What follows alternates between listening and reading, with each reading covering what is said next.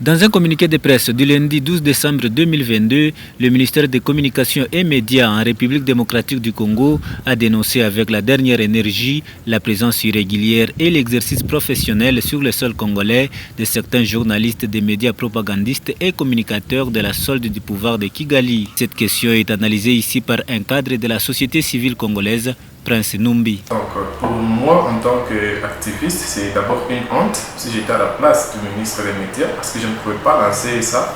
En quelque sorte, ça prouve à suffisance qu'il y a des mouvements qui se font depuis que cet écran était occupé, que l'État n'arrive pas à maîtriser.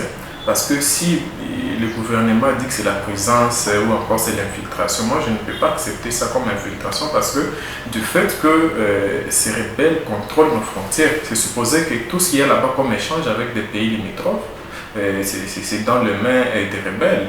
Ça devait normalement révolter la conscience de nos autorités pour accélérer encore, pour pouvoir mettre en marche des machines afin de délocaliser ces rebelles et que l'État puisse avoir le monopole du contrôle de tout son territoire. Mais aujourd'hui, quand on vous donne l'information des deux journalistes d'ailleurs qu'on a vu afficher, quand même que les ministres parlent des journalistes, il y en a plusieurs, c'est supposé qu'il y a aussi des mouvements de la population qu'on ne sait pas contrôler.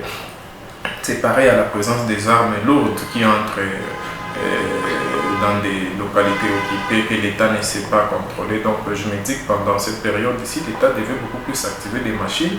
C'est d'ailleurs ici que la société civile plaide chaque fois au gouvernement de pouvoir équiper des forces armées. Donc nos forces armées devaient être mieux équipées et contrôler aussi nos frontières afin qu'on ne puisse pas avoir ce qu'on peut appeler l'infiltration. Donc c'est une faiblesse pour le gouvernement. Le ministère de la Communication et Médias qui alerte la presse nationale et internationale s'est réservé le droit d'user les moyens légaux contre tous ceux qui vont relayer cette campagne mensongère du régime de Kigali, utilisant les faux témoignages des populations prises en otage, conditionnées pour une mise en scène et menacées de mort.